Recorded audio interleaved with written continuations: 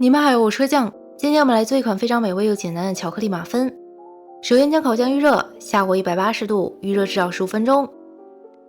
接下来准备1杯半的中筋面粉，1个半茶勺泡打粉和1/4个茶勺盐提味儿，搅拌均匀，放在一边备用。准备一个新的盘，倒入1/4杯可可粉，稍稍过滤，因为可可粉比较容易结块。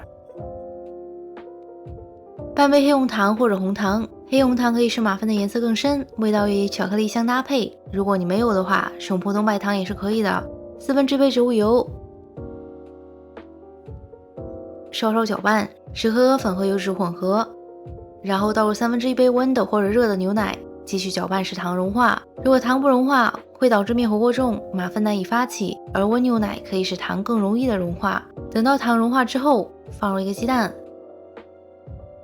1个茶勺的速溶咖啡，让马芬有点苦味的高级感。半个茶勺香草精，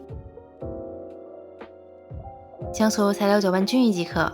倒入面粉，轻轻搅拌，直到看不见干粉为止就可以了。过头搅拌面糊会影响面筋的形成，使马芬吃起来比较硬，不够蓬松。这个面糊的质地应该像橡皮泥一样软，没有流动性。最后倒入半杯巧克力豆，你也可以使用一些比如榛果、薄荷等等这些和巧克力非常搭配的材料。1个中厚的马芬烤盘，使用纸托防止粘连。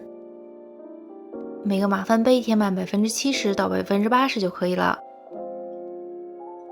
稍稍按压一下顶部，放上更多的巧克力豆，放入预热好的烤箱中，烤18到20分钟左右。18分钟之后，测量一下熟度，使用一根竹签或者牙签插入马芬。如果没有面糊粘在上面，就说明熟了，否则你需要再烤3到5分钟。放在架子上稍稍冷却之后就可以吃了。马芬最好吃的时候永远不是它刚刚烤好的时候，而是放了半天1天左右返油的时候。那个时候的马芬会更加柔软、湿润、蓬松。这款马芬甜中带着一些微苦，还能够吃到爆尖的巧克力豆，甜而不腻，当做早餐或者零食都是很不错的选择。